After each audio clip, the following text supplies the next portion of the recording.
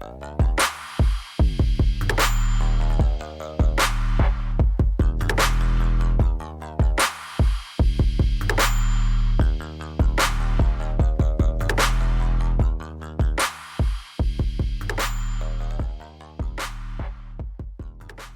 guys, welcome to my 1,000 subscribers video. I'll start off by saying I'm absolutely stoked with the support from you guys and all the comments, all the photos you send of your builds and all that sort of stuff. It's so good to see, and I'm glad I'm making a bit of an impact on how you guys are keeping your reptiles, and not only in Australia, all over the world. Like, it's just great to see. So without any further ado, guys, as promised, I will show you all of my animals and how I'm keeping them. By having a smaller collection, I'm able to give them bigger enclosures and, you know, give them the space that they deserve and to move around in. Here, guys, there's my diamond sitting up in here. She's absolutely loving it, guys, but I'll take you a bit closer to that in a minute. So hang around. Hope you enjoy the episode. Let's start with one that you guys have seen recently.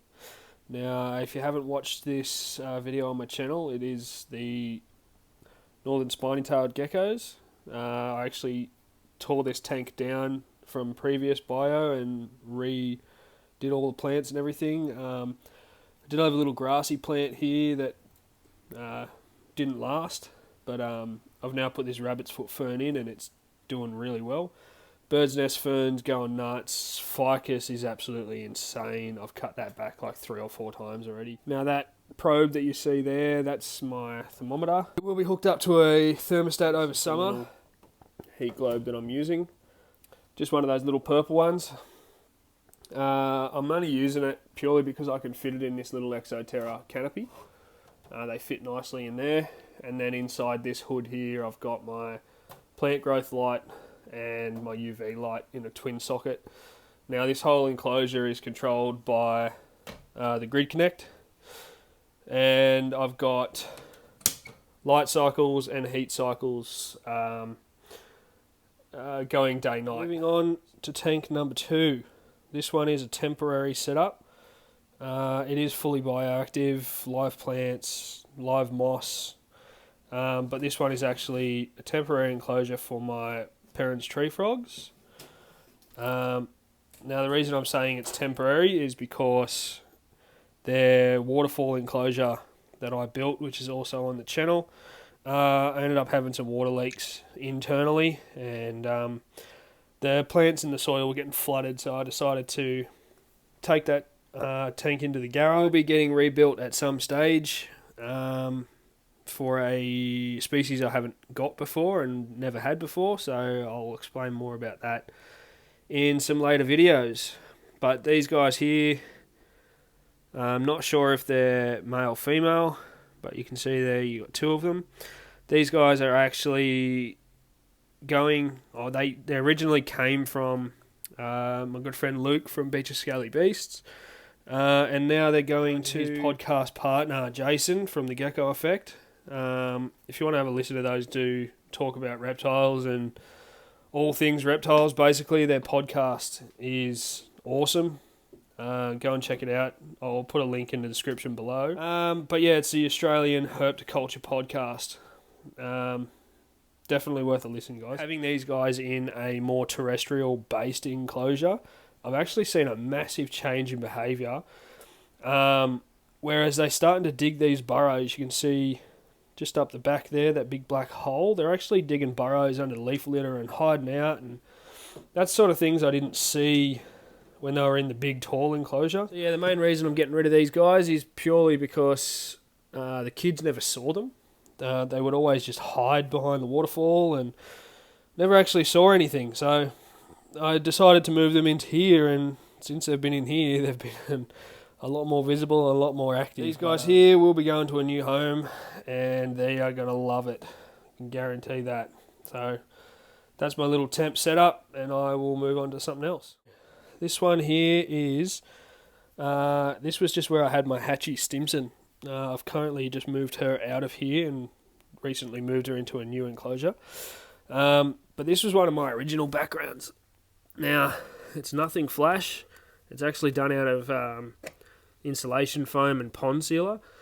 And I also did this cave out of the same thing. Now, one of the main reasons I went away from the pond sealer is, although it's great at waterproofing, it's very soft and squishy and malleable and very glossy. So went away from that.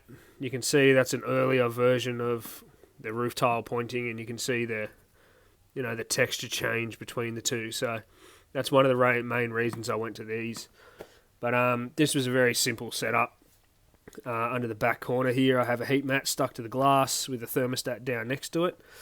And yeah, again, just very simple, very easy to keep. I had that thermostat set to like 35, and she had a water bowl in the front. That was like cold cave, hot cave. I quite often found her hanging in this sort of spindly bush thing up the top, or hanging out on the back wall there. So they definitely love climbing, even though they're a bit more portrayed as a terrestrial species. But I don't know what I'm doing with this yet. I have been offered some golden spiny-tails from a really good friend of mine. But I've got to try and convince my wife that I'm going to get more animals than I've already planned for. So wish me luck with that. As for this enclosure, guys, I picked this up for like nearly nothing. I can't remember where it was from, what it was, but it was actually a slide door. And being only 450 wide, the slide doors, as you can imagine, they're only like 250 mil or 220 mil. So it gave you no access or anything like that. So mounted these magnetic catches on the top and bottom, and then I went ahead and actually siliconed. I've actually siliconed these hinges.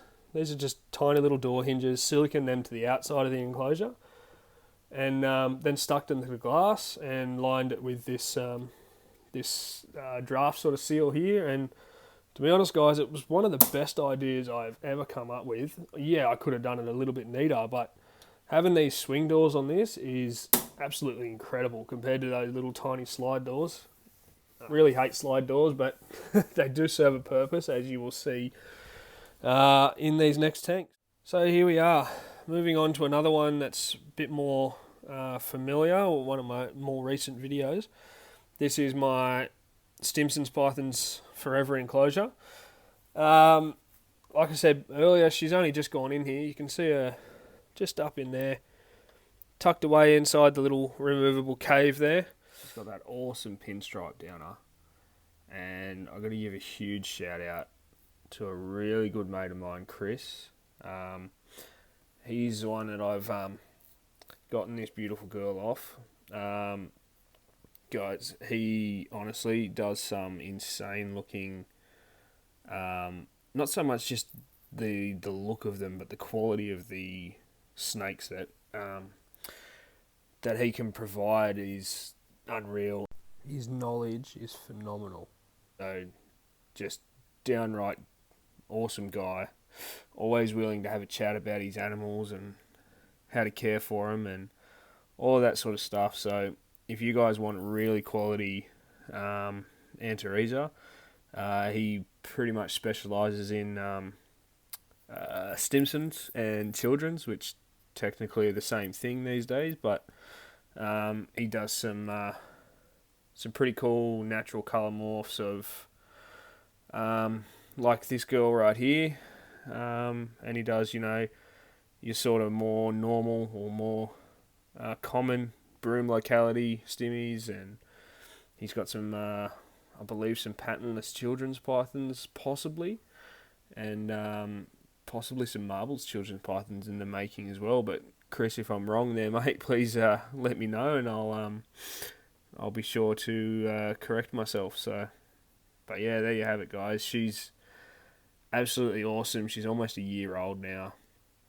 and she's just been growing like a little weed, and I think finally she's ready to be in here forever. So find Chris on Facebook. He's actually in ACT.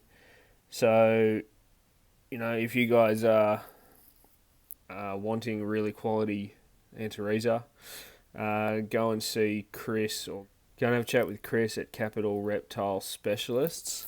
I'll I'll have all these links to these guys' pages and stuff in the descriptions below. But yeah, definitely go and have a chat with Chris. He's always willing to share his knowledge and make sure everyone's, you know, looking after their animals as best as they can. So shout out to Chris, mate. You're a top bloke, and appreciate the stimmy. I've had this running, trying to test out if the thermostat probe being there is a good position. I've got a thermometer. You can see the cable here. It runs down underneath this rock, just so I can maintain the temperature on the underside of the rock, because this is a 50 watt deep heat projector, and it does pump out a fair bit of heat, but this rock heats up quite nicely, and it heats up the underside of the enclosure. And yeah, with that thermometer underneath, I'm getting about 30 degrees at that thermometer, the thermostat probe just there, and when that is running, the underside of this rock is sitting at about 25, something like that, 26 degrees on the underside. And I do have that thermostat probe set to about 35, I believe. So on any of those really hot days, you know, that's going to kick off. It will retain a fair bit of heat in this rock and below the rock. But then around the place, she's got little hides under there. She's got this big hide over here where she can escape the heat.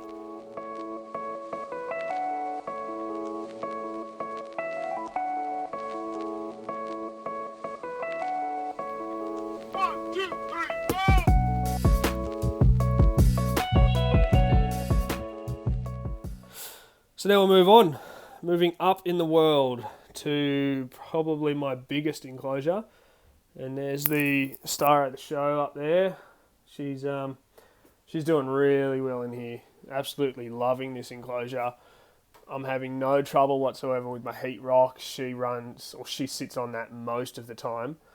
But yeah, she's absolutely loving the height, the space. Just she gets underneath this bark and things like that and crawls around, and this is her cold hide underneath the bottom here, which she's absolutely loving that. Yeah, back to this heat rock. I do have a thermostat probe coming in through the back of the enclosure, which I will take you around and show you. So just in through that hole there, I have the heat cord and the thermostat probe underneath. And currently on the underside of that thermostat probe, it's 45.4 degrees. And if I was to temp gun the top of it on the top of the rock just here, it'll probably end up being about 30, something like that. I found that's a pretty safe zone. That, you know, I haven't had any deformation with the rock work or anything like that. I did have an issue when I had that heat cord on without a thermostat. I know, big dumb idea, but at least it was a good way to test it out before my animal actually went in there. And yeah, so it deformed that underside of the rock a little bit, but there's no top damage or anything like that. So I now control the temperatures as I should, and it's been absolutely perfect. So that's I'm still loving this enclosure, and I'll turn you around, and like, I've only got 2.4 ceilings in this house, and I can't reach up inside the back of that to get her out. I've actually got to hook her up. So she's definitely the star of the lounge room right in the corner. So it's awesome having this massive enclosure with this awesome desert one below it. Like, it's just great having your animals in your main lounge room where you can see them all the time, and it's absolutely awesome.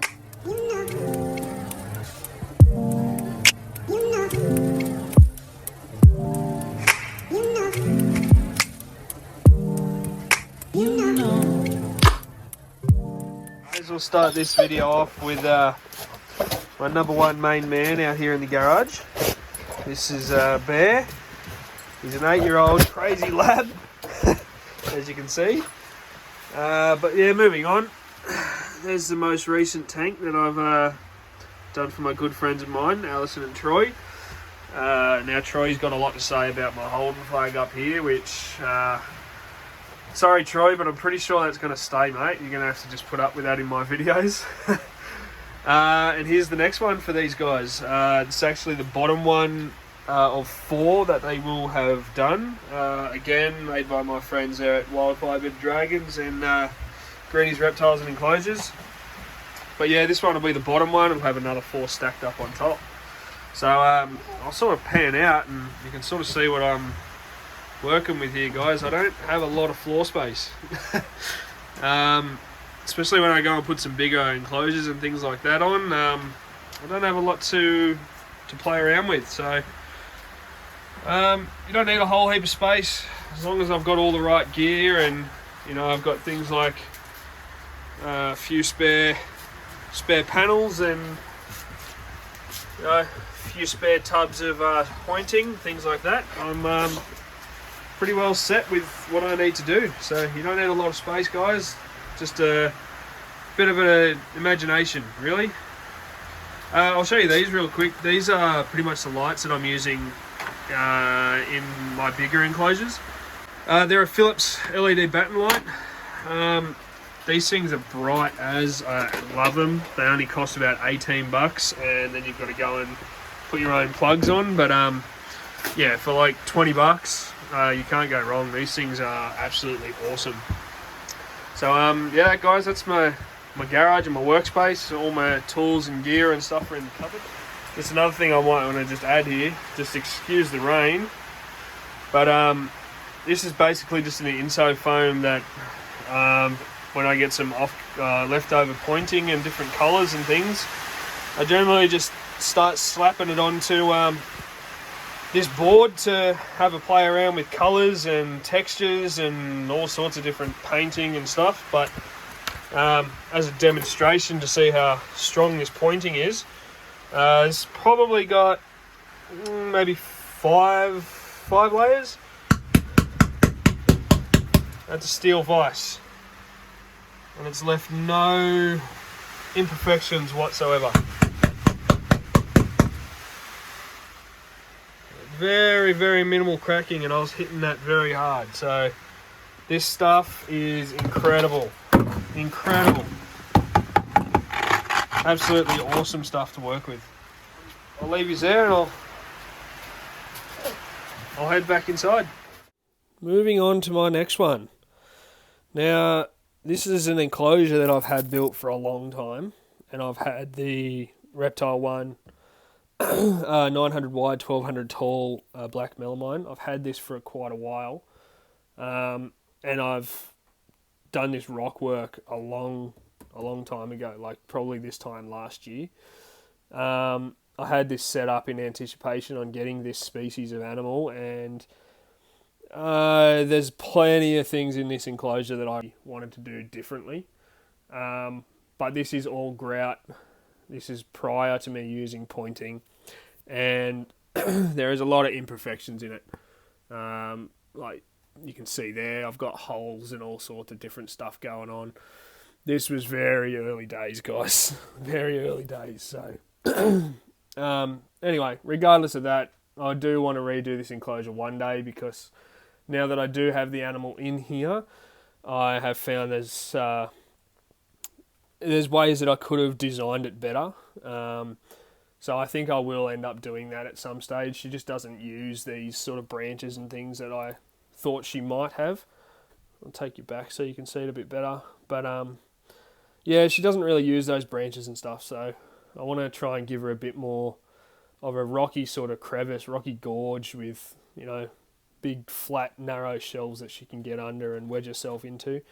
But it's not a bioactive setup, guys, but I do have a whole heap of natural leaf litter, Yuki mulch, which I use throughout all of my enclosures. A whole bunch of fake plants. And I think next time I redo this, I will be doing it as bioactive. I'll waterproof the base of the tank and I'll set this up properly.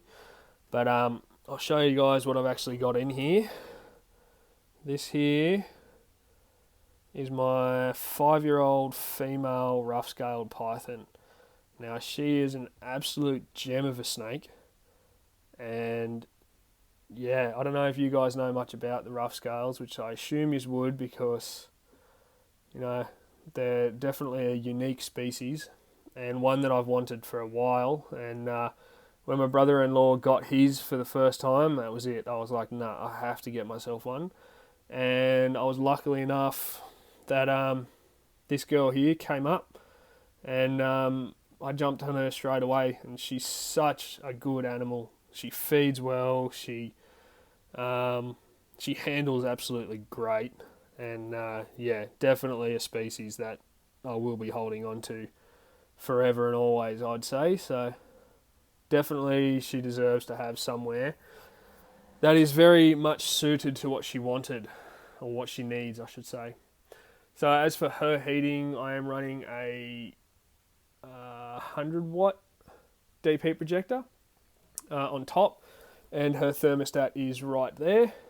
And I'm pretty sure her thermostat is set to 38. I think I'll have to double check that. But it actually puts this rock here. That's probably sitting at around 40 degrees on that point. And yeah, she gets up there particularly after a meal, and she'll hang out there for a few minutes because those deep heat projectors, man, they heat up the animals fast. So she doesn't hang up there for too long, but she comes back down and sits down and enjoys her little spot down here, and that's pretty much where she hangs out all the time. But yeah, guys, that's definitely an enclosure I want to redo. Now, I know it looks pretty good, and most of you are saying, no, it's all good, don't worry about it. But I see it every day. I see the defects in it, and it just eats me up inside. So definitely chomping at the bit to get this thing completely sort of redone. So I'll definitely be recording that when it happens.